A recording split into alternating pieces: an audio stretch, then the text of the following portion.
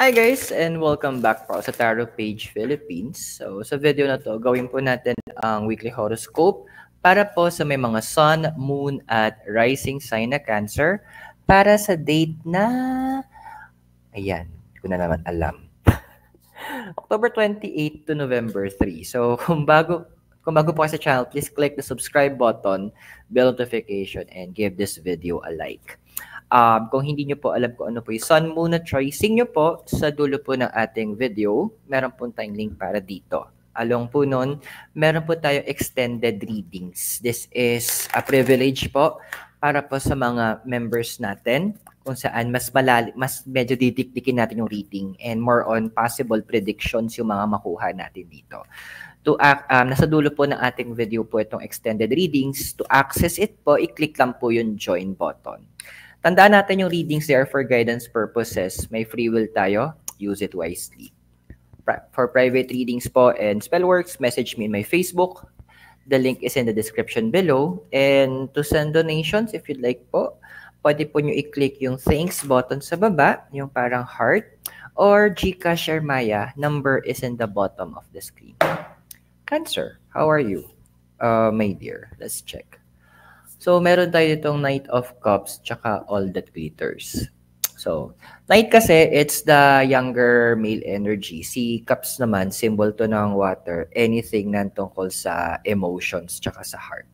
So, what can we see in this sa'yo? Ang hirap magpanggap na masaya, no? Ang hirap magpanggap na okay tayo when in fact alam natin na we are not. Isa yan sa mga pinaka nakakaubos ng energy, yung tipong nagpapanggap tayo. Sabi nga no, All That Glitters andoon na naghahanap ka ng yung parang source of smile, source of happiness. Pero andoon na sinasabi ng Knight of Cups, may mga bagay sa past ang nagiging cause neto. May mga tao, events, pwedeng ideology din, mga paniniwala na galing sa nakaraan ang humahatak sa'yo. Kaya kumaga yung hatak niya, parang tali. Di ba parang yung aso pag nilagyan mo ng kadena. Kung hanggang saan, kung gaano kahaba lang yung kadena, hanggang dun lang yung pwede niyang mapuntahan. Kumbaga may certain area lang siya, may circumference lang siya na pwede niyang maikot. Beyond that, wala na siyang magawa. And that is also the same thing with you.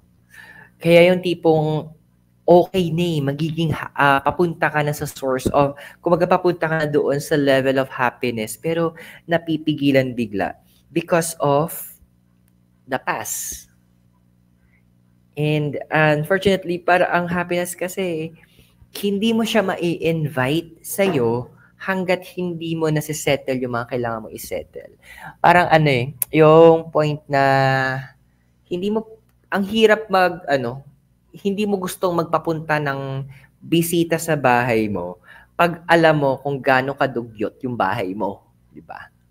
Kung sabi natin may alaga ka tapos may mga pupu yung alaga mo tapos kakaiba amoy ng bahay mo, mahihiya ka talagang mag-invite ng tao.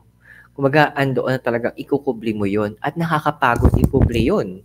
Yun nakakapagod magpanggap na happy tayo, na okay tayo, which in reality hindi naman. Well, another thing here kasi is more on the emotional side na nagkakos naghihinder nung happiness mo It's more on the connections and unfulfilled wishes and dreams ng nakaraan mo ang cause neto. Pero ano ba yung crossing mo kasi?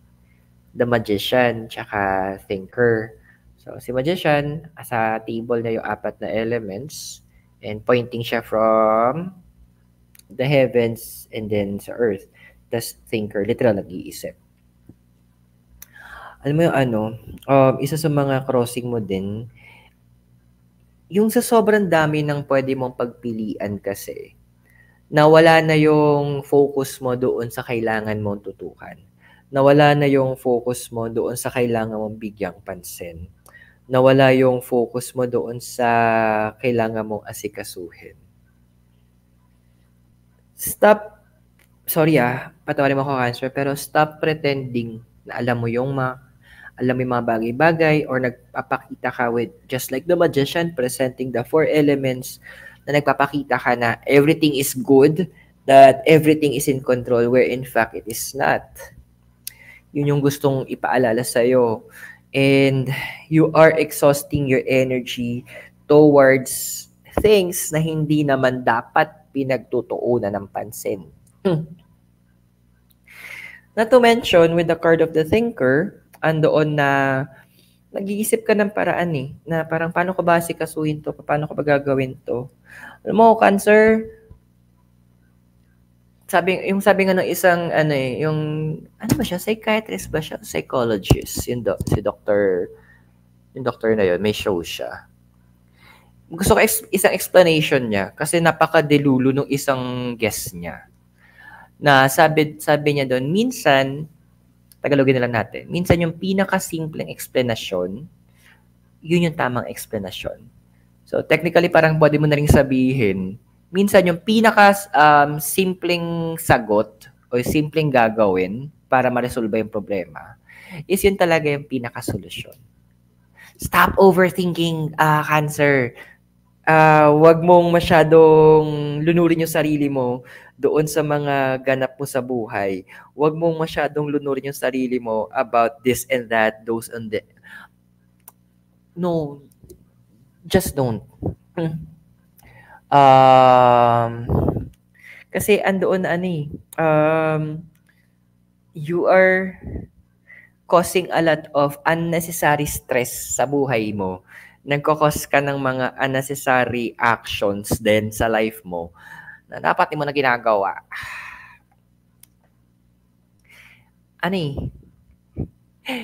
Ang-iisip ka ng ibang possible na paraan, pero napakasimple lang ng paraan. And that is yung nga, kung hindi natin kaya, it's too much to handle. Naminin natin, hindi natin kaya.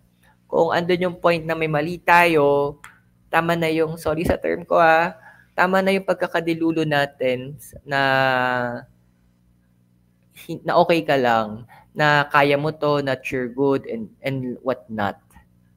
Hindi pwedeng ganon. Kasi ikaw ang mapapagod sa mga ginagawa mo to.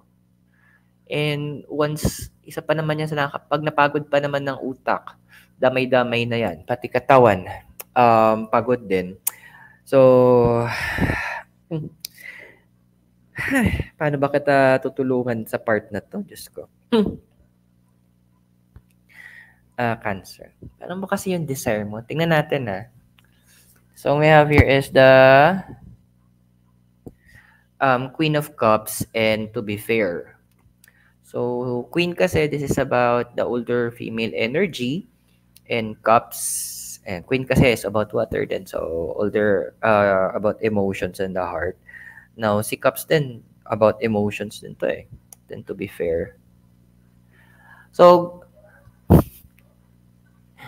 anyway, hindi silang sa minap mo na parang ipakinggan ka, bigyan ka ng tamang attention, or andoon na bigyan ka ng boses. Pero, yun yung sabi nung oracle card mo na hinahanap mo. However, with the Queen of Cups, ito hindi kasi dapat hinahayaan yung mga impulse natin ang manguna. May kasabihan tayo that no man is an island.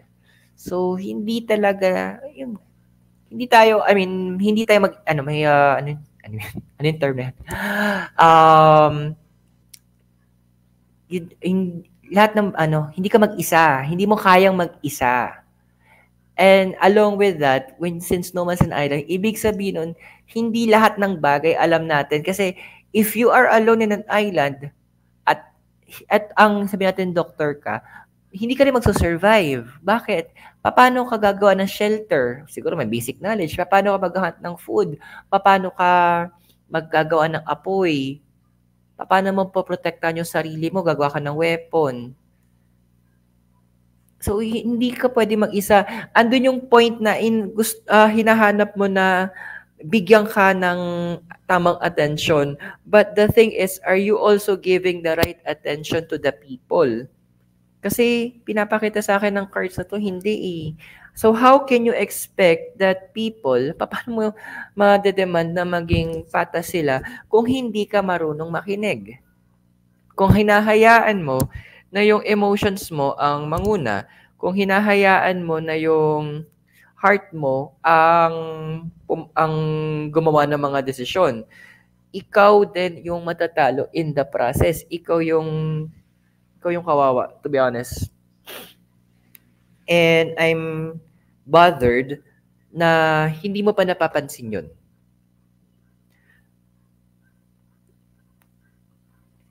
Hindi ko naman sinasabing mali yung mga nararamdaman mo. Kasi, sabi nga, all emotions are valid. Yung mga nararamdaman natin ay valid yan. Pero, yung the way mo ginagamit yung nararamdaman mo, hindi tama. As early as now, gawa mo ng paraan para maisaayos to. Kasi, kung hindi, may iwan ka I'm sorry sasabihin ko, pero may iwan ka mag-isa. Not maybe physically, but the connections might slowly fade away. May ibang mga lumayo na sa'yo eh. Huwag na nating hayaan madagdagan to. Kung kaya nating isalvage na pwede nating ma-save yung mga connections natin kasi there are important blessings yan from the universe. Please do. Okay? Tingnan natin ano ba yung foundation mo. So we have the foundation here is the Four of Swords and Fates. Now, si Four kasi, this is about structure. Habang si Swords naman tungkol sa sa mind, sa intelligence kasi hangin siya. So, Fates is about, tawag dito, tungkol siya sa kapalaran. Fates nga eh. Alam mo, sorry, ang pangit talaga ng mga nang babasa ko. Sana mapatawad mo ako, Cancer. Pero ang hirap magpanggap. Meron yung sinasabi sa call center. Fake it till you make it. Pero sa buhay, hindi siya applicable. Kasi at the end, mahuhuli din tayo kung hindi natin alam yung ginagawa natin, kung naging mali yung desisyon na sa panindigan natin, mahahalata tayo eh. Mabubuking tayo. And that is something that the universe wants to prevent from happening sa'yo. Na parang i-fake mo na hanggang okay na. Alam mo, nakakapagod yun. Promise, nakakapagod. I tried that before na nagtatrabaho ko sa BPO. Na parang kunyari, alam ko, pero naghahanap pa ako ng resources. Nabubuking ako in the long run. Sometimes it's easier na aminin na lang natin na, I'm sorry, I don't know. Then, and from that point, either magpatulong tayo, mahanap yung tamang sagot, o maghanap tayo ng tamang sagot. Huwag mong hayaan mapunta ka sa burnout, doon sa point na kumbaga, yung mga sinabi mo, mako-corner ka neto mga to. Kasi, sabi nga, the truth will always prevail eh. So, lalabas din yung totoo. And it is something na kapag lumabas, mabubuking tayo, mas grabe yun. Kaya personally, I have this, mas mataas yung respeto ko sa mga tao na kayang umamin pag hindi nila kaya or mali sila. Kasi andun na it takes a lot of courage eh. So, mas tumataas yung respeto at pagtingin sa mga taong ganun. Kasi andoon na hindi na ina-acknowledge nila na ito yung limitations ko. Pero willing akong matuto. Ito yung limitations ko, pero willing akong makinig sa'yo. Ano ba kasing nangyari sa past mo? Anong part ng past mo to? So, you have your Ace of Wands tsaka Here and Now. Well, Ace kasi is about the younger creations and beginnings. And Wands about passion and kasi fire, tas Here and Now. Well, paano ko ba ipuput into words? Well, siguro sabihin natin kung nasa certain degree ka ng may ginagawa ka. Sabihin natin, kunyari career to para may example lang ako. So let's say sa career mo, bago ka, tapos you're faking it till you make it. At andun yung point na kasi kaya mo siya ginagawa, meron kang gustong patunayan, meron kang gustong mangyari, meron kang ini-aim. Ang aim high Pinay ang peg mo ngayon. Pero kasi minsan ang pamamaraan yung sinasabi nga, the means doesn't justify the ends. Yung ibig sabihin nun, hindi yung pamamaraan natin, hindi ibig sabihin nun, kapag na yun yung reason para, yung resulta ng ginagawa natin, hindi enough na pang-validate o pantakip doon sa mga ginawa natin. Good example dito si Robin Hood. Oo, ginagawa niya, binibigay niya sa mahirap. Pero yung pamamaraan niya, yung means niya is pagnanakaw. Kahit sa angle nating, and ang niyanakawan niya, sabi nga, mga masasamang tao naman niyanakawan niya. But at the end of the day, pag nanakaw pa rin yung ginagawa niya, which is wrong. Yes, andoon na may mga gusto kang patunayan. You want to reach a certain level, sa career to, na maabot mo to. Pero, yung pamamaraan mo is hindi tama. Naalala ko tuloy yung dati kong ka-work. Yun, sobrang good example yon. The means doesn't justify the ends. Kasi, sa financial institution ako. Wave 1 siya. Wave 2 ako. So, andoon na syempre, lahat kami bago. Parang ang 1 month lang silang ahead sa amin or 1.5 month yata. Then may pumasok na wave 3 and 4. Wave 3A, wave 3B. Tapos wave 4. So, tatlo yon. Ngayon, so may certification kami. Hindi pa ako certified nun. So, yung mga trainees, so nag-sidebar siya, nakikinig sila sa calls. Yung itong isang taong to, doon siya nakinig. Then, ang nangyari is that may mga mali siyang ginagawa para matapos agad yung call para maging okay na. Ngayon, na-curious tong trainee, nagtanong siya, di ba po, sabi po sa manual, blah, blah, blah. Ay, day. Kasi kapag certified ka, iba na yung idealist mo. From orange yung trainee ka or nesting. Kapag dilaw na, na yan, certified ka. Gumanon bigla si ate. Tapos sabi, kita mo yung idealist ko. Di ba certified na ako? Di. Alam ko yung ginagawa ko. Yung katabi ko, yung trainee, tumahimik na lang.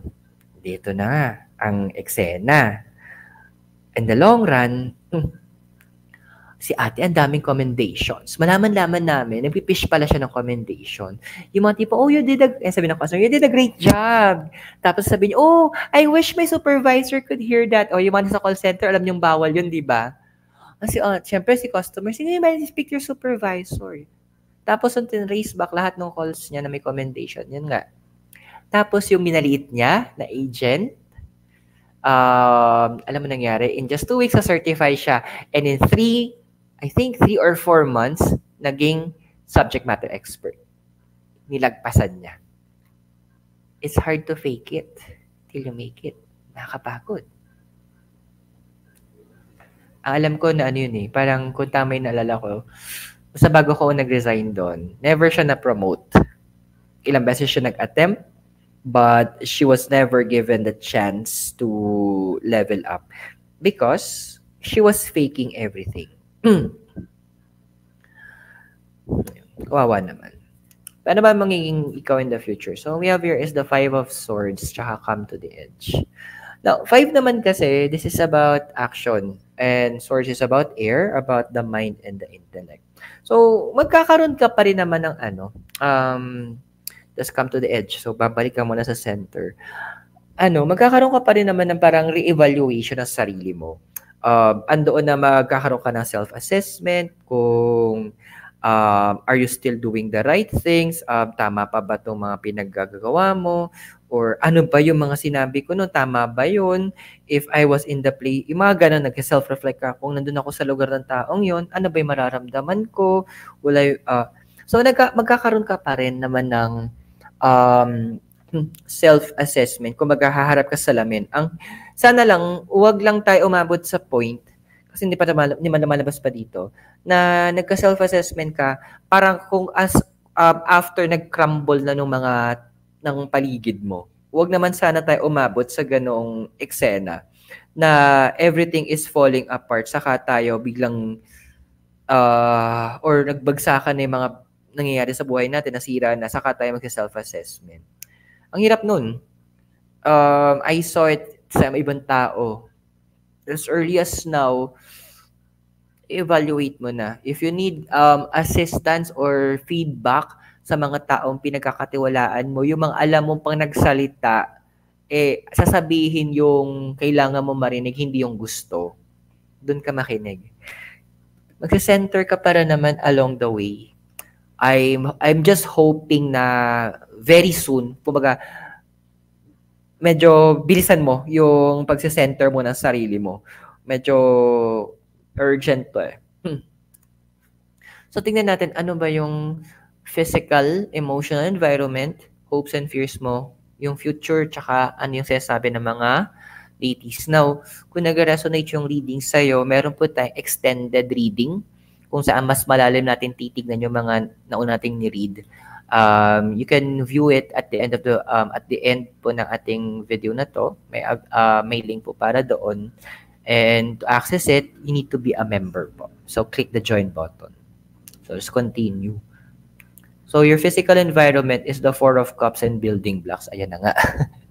So may mga nawala ng tao sa paligid mo. So medyo bigyan natin ng konting background. So 4 kasi this is about structure. Si Cups is about emotions in the heart. So medyo yung building blocks baligtad pa. So in the physical realm, andoon na may mga taong, well, it goes back even to the past, na may mga taong lumayo na sa'yo, may mga taong umalis na sa poder mo, may mga taong nilayasan ka. Kasi sila mismo napagod din sa'yo. Sila mismo parang andun yung point that they got fed up. So, we are trying na, kumbaga sabi nga nung, take it as a challenge. Take it as a message para sa'yo na that something is wrong. Kasi 'di ba, kapag ang mga tao biglang nag-iiba yung timpla towards us, kung isa lang 'yan, maintindihan pa natin eh. Pero kung madami na, more than sabi nga doon sa Witch Hunter, yung kay Vin Diesel, 1 is a coincidence, 2 a probability, 3 may mali na talaga. But tandaan mo, hindi lang once nangyari yan.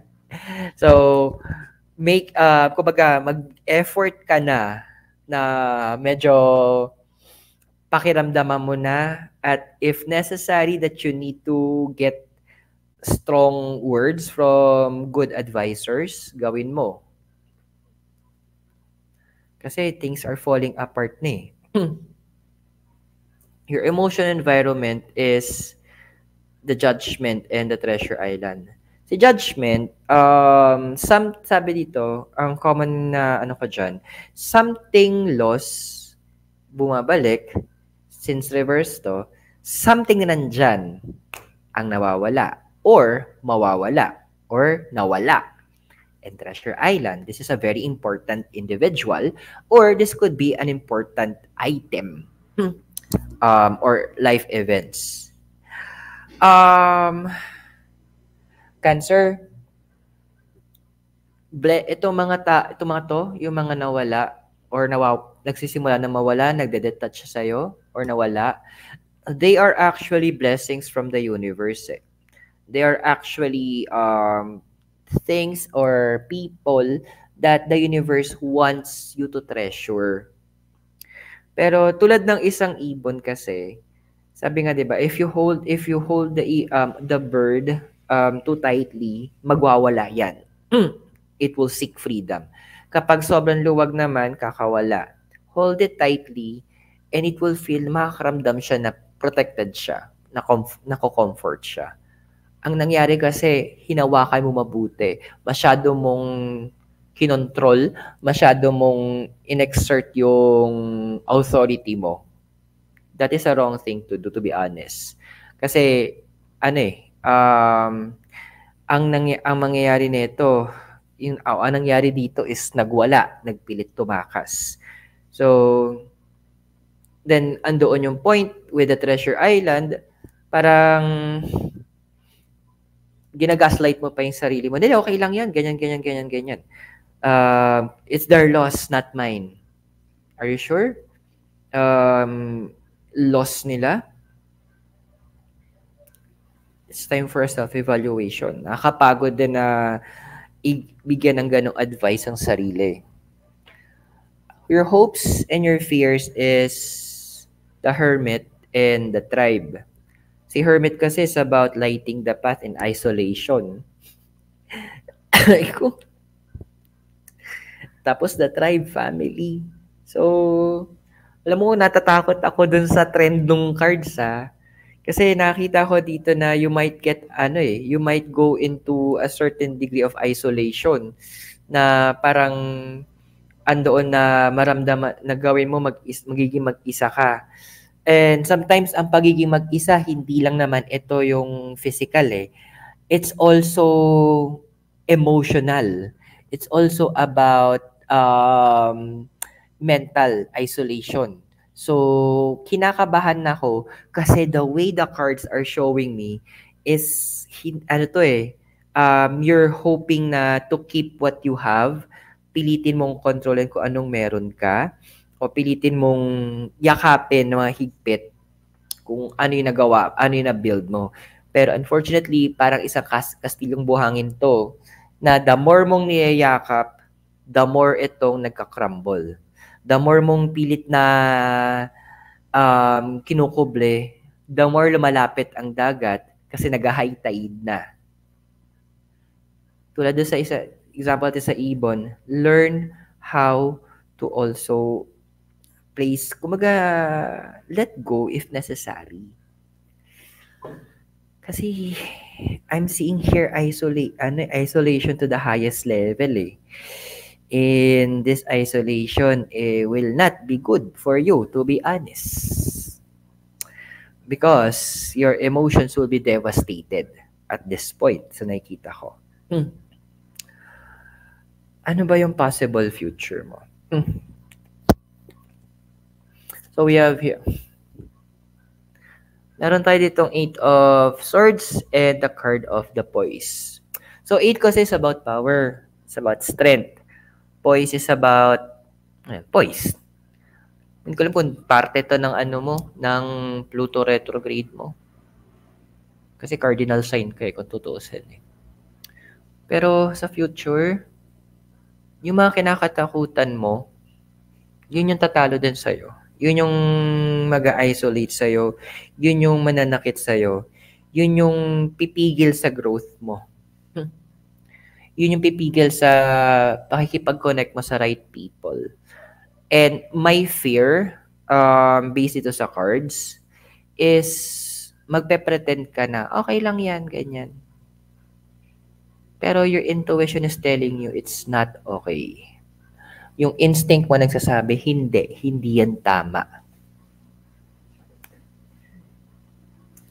Sorry, Cancer, sabihin ko Pero, minsan magandang may pride. Example, yung sa mga achievements natin, meron tayong pride for that one.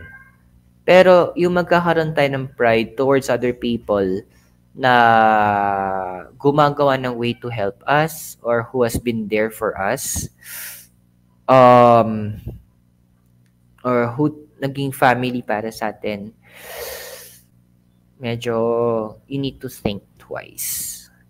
Pag-isipan mo kung tama pa ba. Now, the message of the deities para sa'yo is Vulcan. Si Vulcan. So, we have here diligence, humility, and forge. So, yung keyword dito is the humility eh. Now, a wish to forge, iba, yun nga. Andoon na siya yung creator ng weapons. Create a weapon to break your own chains. Mag-create ka ng weapon para mapakawala mo yung sarili mo. And you know what weapon is that? Humility. Walang, sabi nga, siguro yung pinakagagamit, pangit kasi yung term ko. Gagamitin ko na lang yung sinabi sa Bible. God opposes the proud, but gives grace to the humble. Galit, kumbaga, binabangga, hindi nga galit eh, binabangga ng Diyos yung mga nagmamataas, pero pinagpapala niya yung mga, at tinataas niya yung mga nagpapakumbaba. So I hope nakatulong yung reading sa'yo. Tandaan, the readings are for guidance purposes. May free will tayo, gamitin natin to ng maayos. So kung bago ka sa channel, please click on the subscribe button, bell notification, and give this video a like. Ngayon, kung gusto niyo po malaman kung ano po yung extended readings natin, okay, you just click po yung join button sa baba. For private readings naman, you can message me in my Facebook. Link is in the description below. And para po sa mga gusto mag-donate and support our channel, you can use the thanks button, yung heart na may $sign, or GCash Maya numbers na bottom of the screen. Cancer, maraming salamat sa iyo. Maraming salamat. God bless. Namaste. Hare Krishna at blessed be. Naway magkita tayo very soon. Mula po dito sa La Trinidad Benguet, kasama po si Mikay Noodles. Keep safe and you have a great day. See you soon.